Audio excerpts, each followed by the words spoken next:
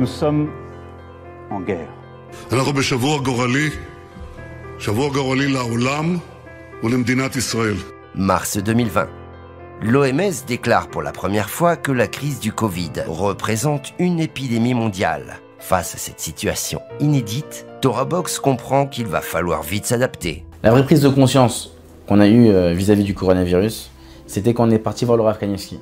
Et on lui a dit que c'était le coronavirus, que c'était dangereux.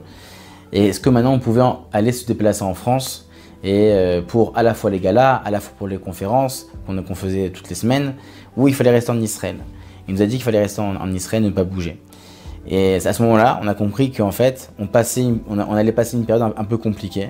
Parce qu'on comprend tout de suite que s'il y a confinement, les gens vont être beaucoup plus chez eux. Et on doit mettre les bouchées doubles. Je peux vous dire qu'il y a eu une réunion qui a duré toute l'après-midi. Chacun a arrêté son programme, on a arrêté d'étudier, on a arrêté tous nos projets. Et on a dit maintenant, les enfants ils sont à la maison, on va faire des programmes pour les enfants. Mais les enfants ils sont tristes, il faut les faire rire. On va prendre Moti Sebag, on va commencer des cours de Talmud Torah pour des gens qui n'ont pas Talmud Torah, même en virtuel dans leur communauté. On va commencer des soirées où les gens vont pouvoir poser leurs questions. On va essayer de mettre de la musique une fois par semaine pour faire danser les gens, pour leur mettre la simcha à la maison. Et ça a été encore une fois une manière que, ce que nos sages nous disent, que du nisayon, de la difficulté, on a grandi. Comment tremper les ustensiles qu'on a achetés pour Pessah au mikvé alors que la plupart des mikvés sont fermés? Comment les femmes vont se tremper au mikvé à présent que beaucoup de mikvés sont fermés? Et la communauté a beaucoup souffert. Au début, même, nos synagogues étaient fermées. Et puis comment on va faire pour prier en minyan? Comment on va passer le seder? C'est quelque chose de... Ça déstabilise toute la vie juive au quotidien. Mais lorsqu'on parle de confinement, on peut dire que la TorahBox a un rôle majeur. Parce que du coup, on ne peut plus se permettre d'aller voir la synagogue, on ne peut plus se permettre d'aller voir un shiur, on ne peut plus se permettre de se faire un rassemblement. Déjà, il faut savoir que TorahBox était déjà prêt pour le Covid. C'est-à-dire que TorahBox est 100% digital. Ça a fléché vers le haut le nombre de visites, puisque les gens étaient bloqués chez eux. Les gens se sont tournés tout de suite. Je crois qu'il y a eu plus du double de connexions pendant cette période-là.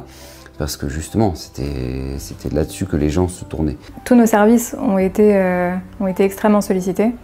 Le service Question Rab recevait en moyenne un appel toutes les 3 minutes, ce qui est énorme.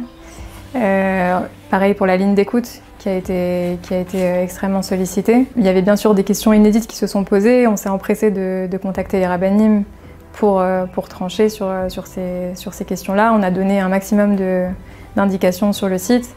D'ailleurs, pour chaque fête, on a sorti des dossiers qui expliquent comment agir en période de pandémie pour certaines choses. Il fallait que tous les cas soient traités.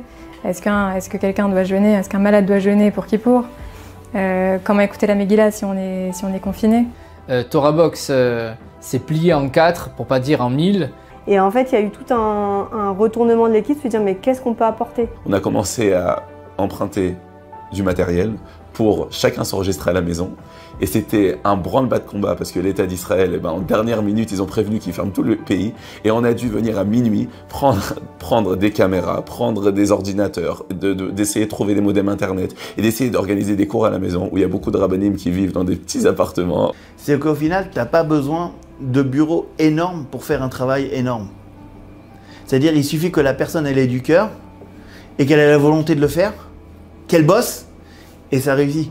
Et en fait, pendant le corona, on l'a vu. C'était intéressant aussi de voir à quel point, parmi l'équipe, ceux qui étaient prêts à se donner corps et âme, peu importe la situation, ça a révélé beaucoup de potentiel chez des gens qui étaient des fois réservés à certains travaux et qui ont dû prendre d'autres postes.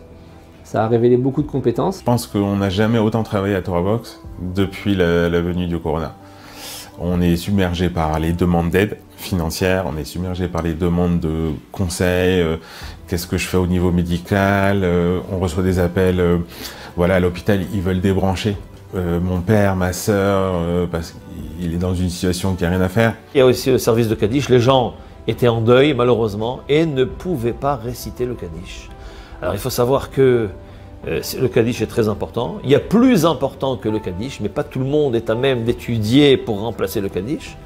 Mais les gens voulaient réciter le Kaddish. Donc, en Israël, il y a eu ce service de Kaddish qui a été créé, où des rabbanim qui vont dans les synagogues ont récité le Kaddish pour ceux qui ne pouvaient pas aller dans les synagogues à travers le monde. Le service Kaddish, qui normalement est un service payant, c'est quelque chose qui n'existe pas encore beaucoup en France, mais en tout cas aux États-Unis c'est payant et c'est un coût très important.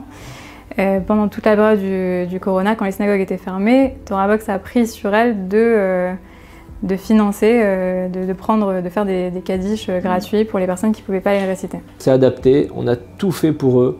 On a créé une Agada en phonétique, en français, en hébreu, en un mois. Il y avait tellement de gens qui n'ont jamais passé un Pessah chez eux. Moi, je ne le savais pas, j'ai toujours passé Pessah exclusivement chez moi. Et donc, ils n'avaient même pas de Agada, ils ne savaient même pas créer un Seder. On leur a créé nous-mêmes un Seder de Pessah pour leur expliquer exactement comment on fait. Il y a beaucoup de choses qu'on connaît de Torah Box, mais il y a beaucoup de choses qu'on ne connaît pas de Torah Box.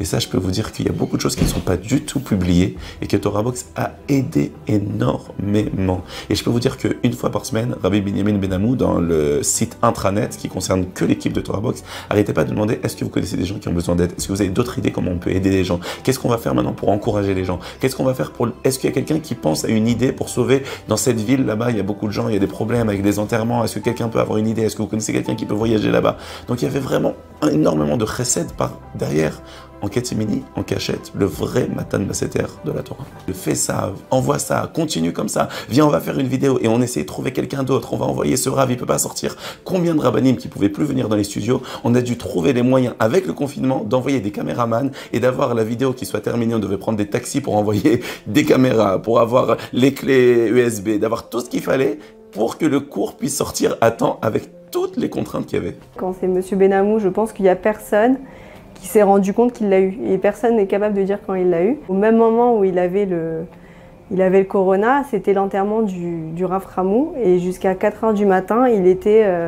en train de gérer l'enterrement, le live avec David Brahmi. Et ils ont géré toute la nuit, ils ont envoyé quelqu'un pour présenter l'enterrement. Et avec 42 fièvres, tous les désagréments que produisent le Corona. Et pourtant, personne ne pouvait imaginer une seconde, voilà, dès qu'il a coupé, il était alité pendant quelques jours. Je voudrais rendre un vibrant hommage à Torah Box, qui était présente pendant ces 15 mois de confinement, qui était dans chaque foyer juif pour lui donner une certaine gaieté de cœur, de lui faire entrer les valeurs de Torah, de l'inciter à faire des ma'asim tovim, des bonnes actions sur le plan social, comme Torah Box le fait.